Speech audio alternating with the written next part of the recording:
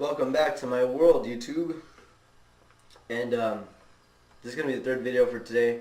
I thought I'd do something fun, since the last two were like cell phones being banned from restaurants and that stupid drama and how to deal with it rant. So, I'm going to talk about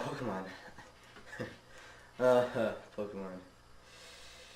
Once upon a time, Pokemon was just a small, vague idea in the minds of Satoshi Tajiri and Shigeru Miyamoto. Hard to believe that after so many years, Pokemon is still such a huge franchise in the entertainment industry. I mean, what can we say, honestly? Anyone from ages 4 to 18, and possibly higher, enjoy the television series.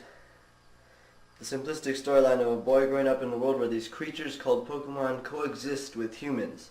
The undying dream of becoming a Pokemon master, and his companion for life, Pikachu. Funny. Simple motifs are shown in the story. Motifs like good will always triumph over evil, and best friends will always love and care for you. These things, okay, you have to admit, these things attract young children and arguably teenagers, arguably adults because they have children, and the Nintendo company does a very, very damn good job of keeping this show on the air. The show storyline it's been repeated billions of times, and every time more people will watch it, okay, with very few differences. Maybe sometimes there's going to be a different villain or two, obviously there's like, 400 some billion, number of Pokemon now. They always introduce more, and new characters. Ash burns their bikes all the time. Other than that, the original storyline stands. Ash has to gain 8 badges or some qualification to compete in the different leagues, Kanto, Sinnoh, Hoenn, Johto, the leagues. So the show is a success, but a show and a show alone does not stand. If it was just the show today, okay, people would probably think Pokemon was not such a huge thing. I know many watchers of the show who say they're beginning to get bored of the simplistic storyline and the same repeated over and over and over again.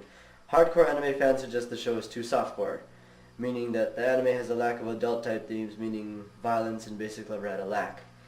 I'm not sure where I stand on that spectrum from 1 to 10. I think it's rather hilarious that Brock is infatuated with everything that,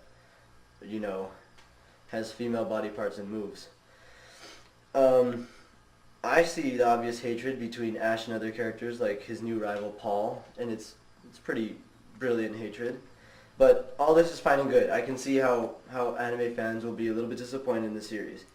But the anime fans were, and are, attracted to the Pokemon movies because they're more into the anime spectrum. They're more like the Adult Swim type shows, if just a little bit, The feature-length film, the first one, Pokemon the first movie, began to shift into an actual sense of danger. And I noticed that in each one of the Pokemon movies, Ash seems to die, or get close to death. He actually did die in the latest movie, Lucario and the Mystery of Mew, but he was magically brought to life again, so people by now are used to it. But the fact that the character got close to death, okay, did scare a lot of the watchers, even though we knew he was probably going to come back to life or something. It shows that the anime did a good job of keeping us emotionally attached to our boy Ash out there in the field.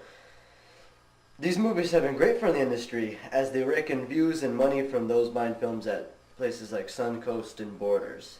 Above all else, though, no matter how many times the game stays the same, the Pokemon franchise continues to churn out different versions of the original Pokemon games, Red and Blue.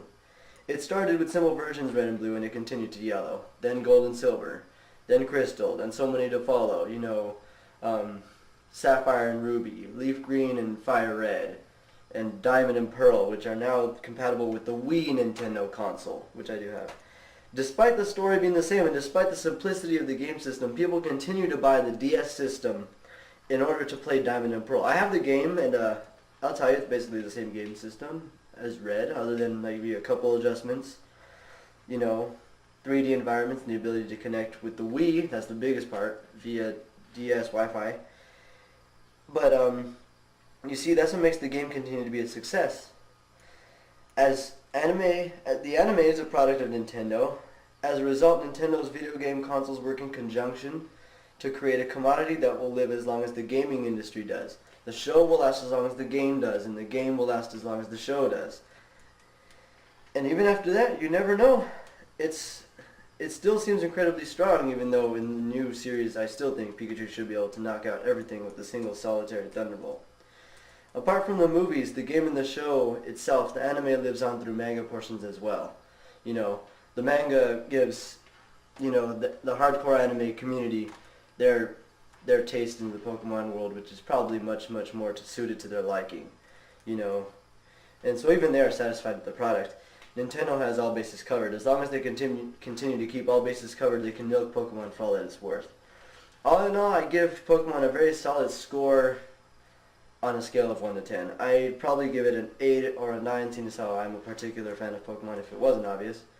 But even people that have no idea about Pokemon can understand it as an entity, and recognize it as a successful anime. Much more successful than, say, forgive me Dragon Ball Z fanboys, or fangirls, but it's more successful. And very, very feasibly Yu-Gi-Oh! I'd be much more willing to bet on, and I suggest any of you readers to do the same. That being said, Pokemon rocks, and I'm a nerd.